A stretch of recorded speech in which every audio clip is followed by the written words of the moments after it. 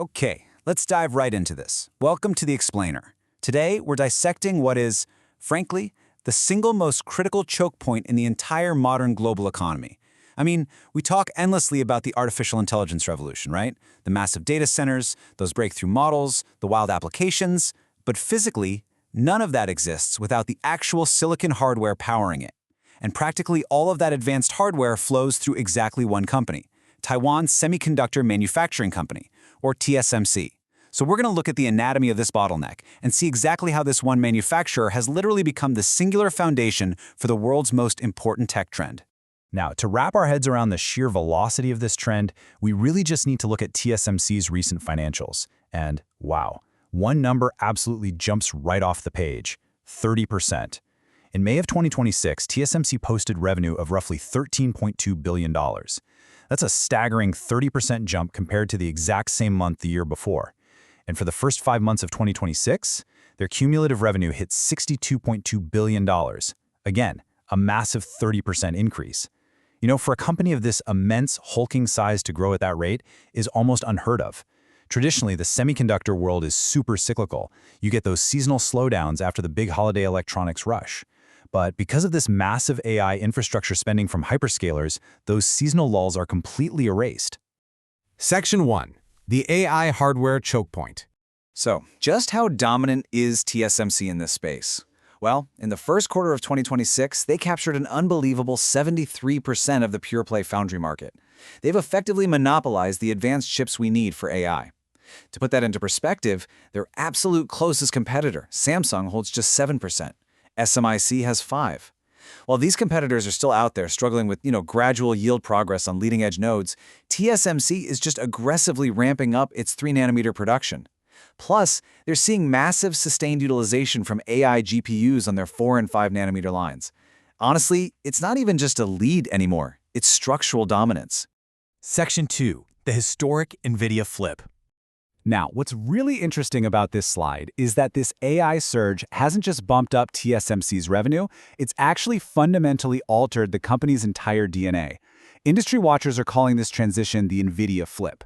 See, for over a decade, Apple was the undisputed king, right? With TSMC basically orbiting around the annual iPhone launch cycle. But in late 2025, Nvidia officially claimed that top customer spot. They commanded roughly 19% of TSMC's total revenue, just narrowly edging out Apple at 17%. What this marks is a massive pivot from a volume-focused era driven by smartphones to a value-focused era driven by AI accelerators. Because AI processors, like Nvidia's, demand way more die space and insane complexity, which actually yields substantially higher margins per wafer for TSMC than standard mobile silicon. And Nvidia's footprint here is just massive. I mean, they've secured orders exceeding $95 billion, extending all the way through 2027. All the major cloud infrastructure providers are locked in this fierce, continuous competition, demanding maximum chip output. And because of this, TSMC's advanced production capacity is operating at absolute full utilization, entirely independently of any traditional seasonal fluctuations. This level of sustained, unyielding demand, it is totally unprecedented in the semiconductor space. Section 3. CoWoS, the real bottleneck. Okay, here's where the story gets really complex. The actual bottleneck right now isn't just printing the raw silicon wafers themselves. Actually, scratch that.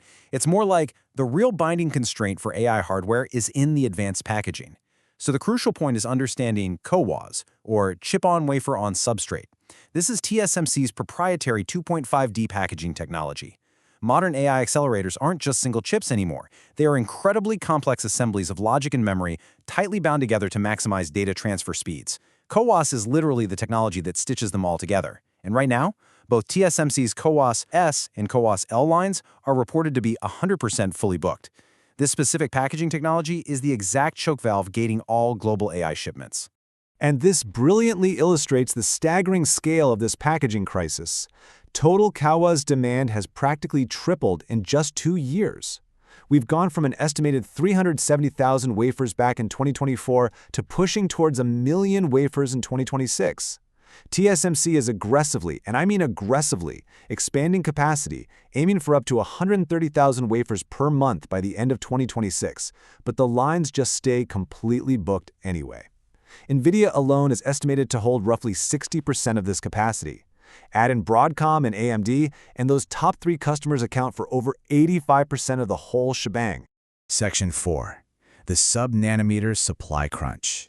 Let's move to and see how this builds into a 3-dimensional constraint problem, where packaging, the 2-nanometer node, and HBM memory are all severely bottlenecked simultaneously. Think about it. If you're designing an AI chip in 2026, securing a raw wafer start is nowhere near enough. First, you need that CoWoS packaging slot, which currently has a lead time of 52 to 78 weeks. Then you need leading-edge logic. If you want the upcoming 2-nanometer node, you're looking at a staggering 78 to 156-week lead time. That means it's essentially booked well into 2028. And finally, you need high-bandwidth memory, or HBM. The current generation HBM3E is effectively sold out for 2026. So, with CoWoS booked and HBM3E sold out, there is literally no single supply chain intervention that resolves this bottleneck.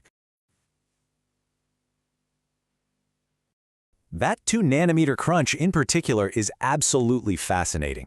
Analysts project that TSMC's 2-nanometer revenue could actually surpass both their 3-nanometer and 5-nanometer cumulative revenue by the third quarter of 2026. TSMC is out there establishing as many as 10 2-nanometer facilities, which is an undertaking estimated to cost a mind-boggling $28.6 billion. But despite this massive capacity expansion, aiming for up to 100,000 wafers by the end of 2026, the initial allocation is already totally locked up by giants like Apple and Nvidia. Section 5. A $56 billion solution. So what do? How does a company respond when the entire world is literally knocking at its door, demanding capacity that doesn't even exist yet? Well, they spend, aggressively, $56 billion. That is the upper end of TSMC's projected capital expenditure for 2026 alone. To put that completely wild number into perspective, they spent $29.8 billion in 2024 and then bumped it up to $40.9 billion in 2025. This historic, unprecedented level of capital spending is specifically designed to try and keep TSMC ahead of this completely insatiable demand curve. Let TSMC's CEO frame the strategy for us here. C.C. Wei noted that the bulk of this budget, between 70 to 80% of it, is being directly allocated to advanced process technologies. Another 10 to 20% is earmarked specifically for things like advanced packaging and testing, basically aiming right at that exact CoWoS bottleneck we were just talking about.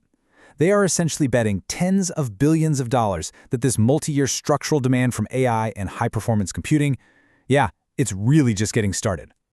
Which brings us, finally, to the ultimate question. What happens to the global tech economy when a single company becomes the singular foundation for the world's most important technology trend? We are watching the build-out of perhaps the most transformative technology in human history, and the entire global supply chain relies almost completely on the execution of just one single manufacturer. TSMC's absolute dominance is, for sure, an incredible business achievement, but it also creates immense market and geopolitical concentration. If you're betting on the future of AI, you're essentially betting on TSMC's ability to keep scaling the unscalable. It's absolutely crucial that every investor, technologist, and policymaker watches this closely. Thank you for joining me on this explainer, and definitely keep your eyes on those supply chain constraints.